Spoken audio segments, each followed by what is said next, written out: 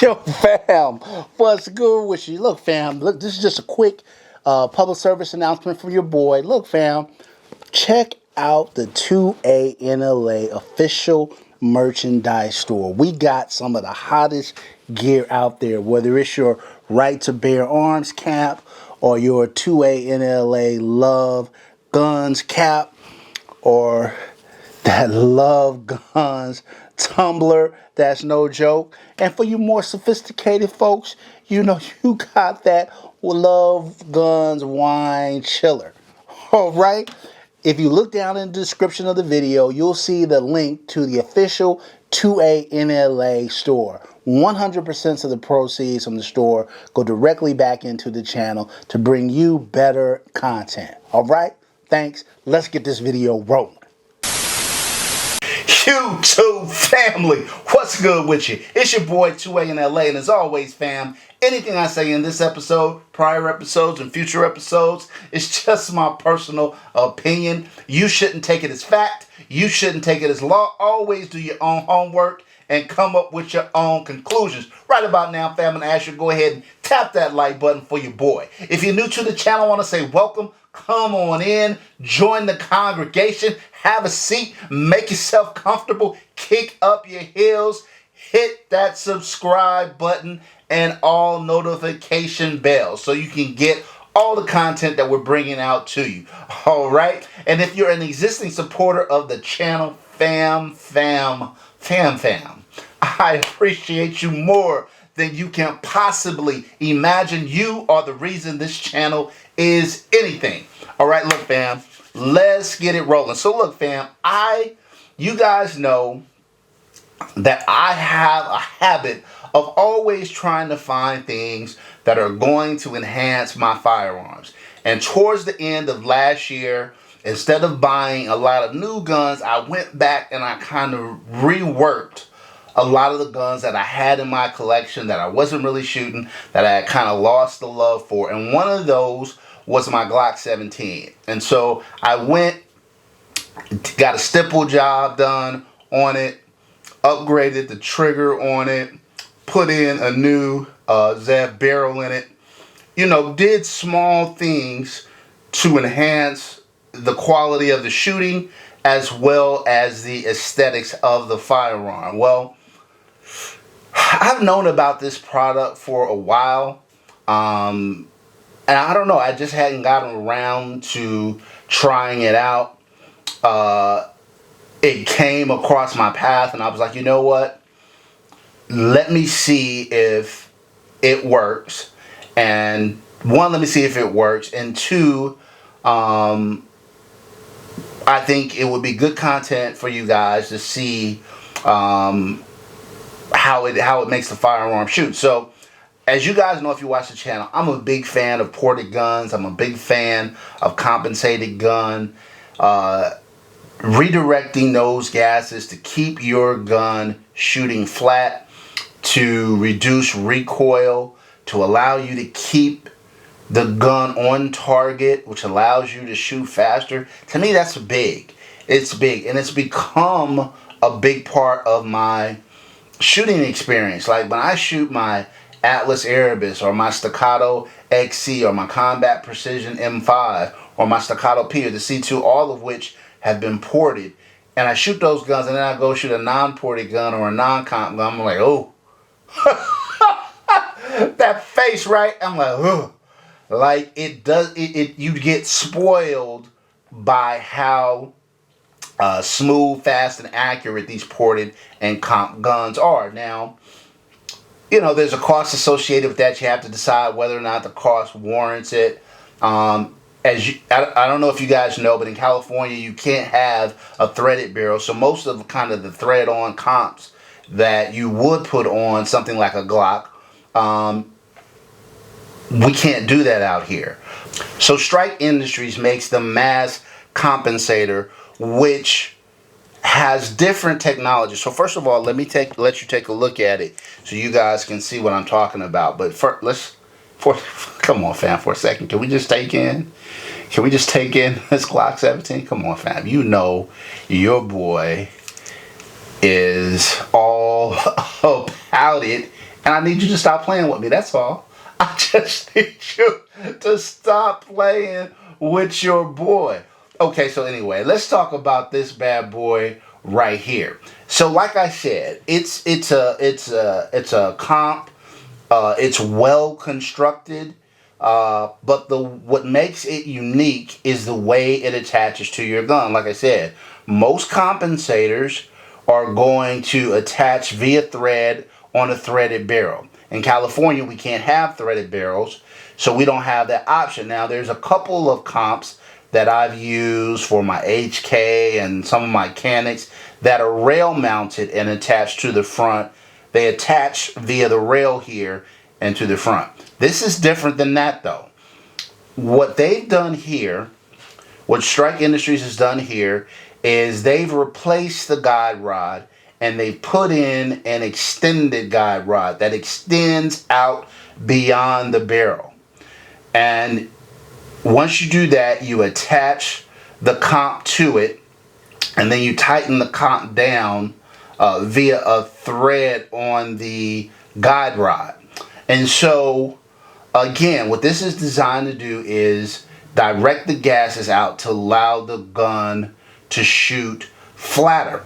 And so, I'll put up some B-roll of me shooting the gun so you can get a sense of what it looks like.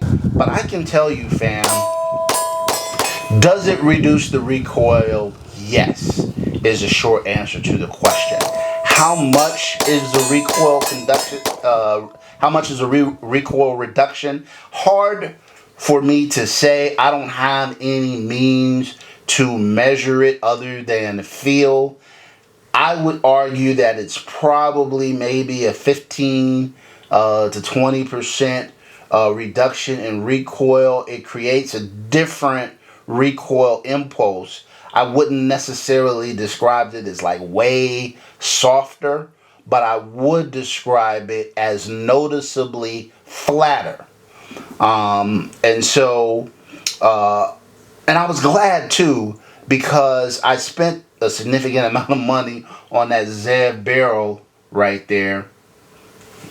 And, you know, I didn't want to have to replace it if it was somehow attaching to the barrel. So I'm glad with this technology, I was able to keep my Zev barrel. I was able to add the Strike Industries comp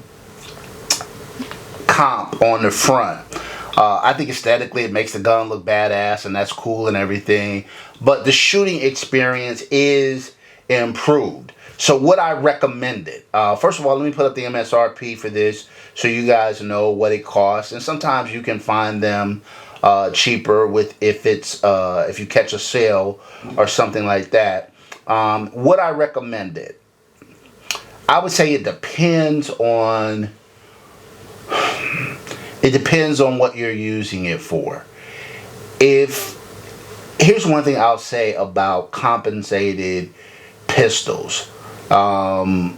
Generally speaking, compensated pistols are less reliable, tend to have more malfunctions than non-compensated pistols. It's just the way of the world. Now, that's not to say that a compensated pistol can't be reliable. I'm not saying that at all. I'm just saying that if you took a Glock stock non-comped and you ran it 3,000 rounds, you can probably get those 3,000 rounds with one or no malfunctions. If it's comp, maybe you have 4 or 5 in those 3,000 rounds. Is that a big deal? I don't know. You need to learn how to train around malfunctions anyway, because any gun can fail at any point in time. But that said, you should have that in your head. Now, for me, my Glock 17 is more of a conversation piece and a range toy.